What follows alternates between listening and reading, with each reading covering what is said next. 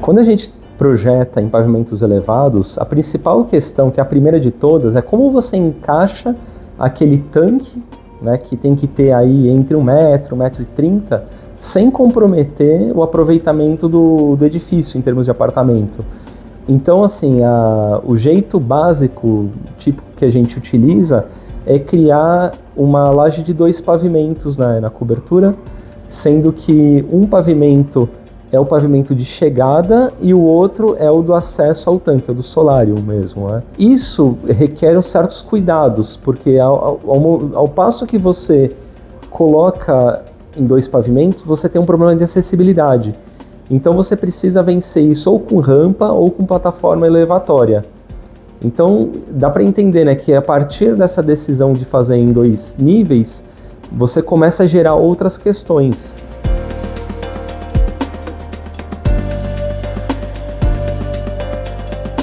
Tem algumas situações específicas que essa decisão é estratégica. Por exemplo, quando você tem alguma necessidade no pavimento térreo de ter uma grande área permeável e que a piscina ocuparia. Então essa é uma das situações que te obriga a colocar a piscina lá em cima.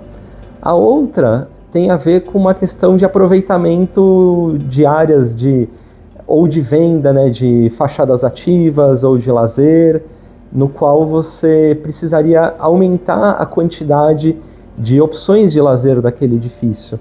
Isso acontece muito em terrenos pequenos, onde você não dispõe ali de muito espaço, então o critério que você adota é de livrar essa área o máximo possível, aproveitando lá em cima.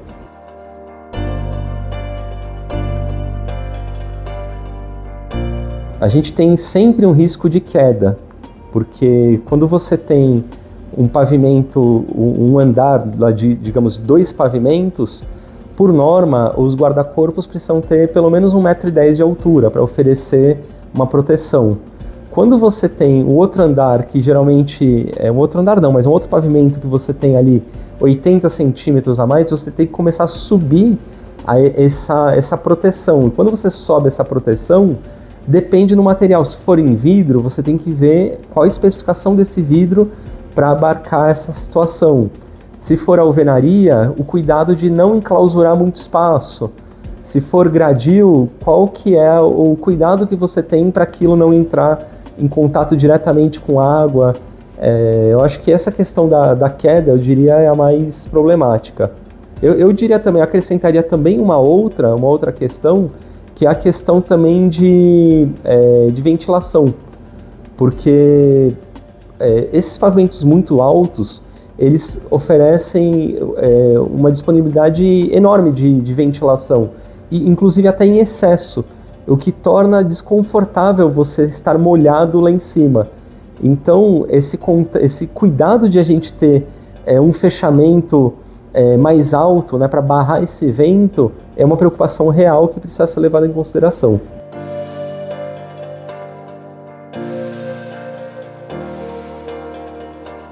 Se a gente está falando de viabilidade estrutural, é a primeira, porque a água ela tem um peso substancialmente maior do que uma laje sem permanência humana, que é antigamente como se fazia.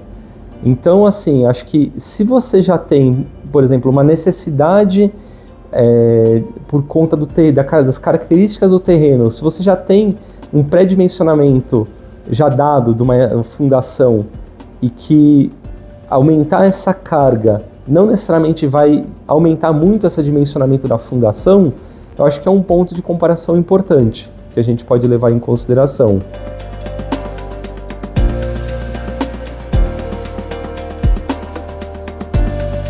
Tem problemas de diversas naturezas. É bom lembrar que o arquiteto nunca trabalha sozinho nesses projetos. É sempre um time multidisciplinar. Então começa com a arquitetura propondo ali a forma do edifício, a localização inclusive da piscina, passa pelo engenheiro estrutural, que vai calcular exatamente como que precisa estar estruturada essas formas, essas vigas, esses pilares, a obra que tem que executar isso nas condições ali do meio ambiente. Então, muitas vezes você não tem uma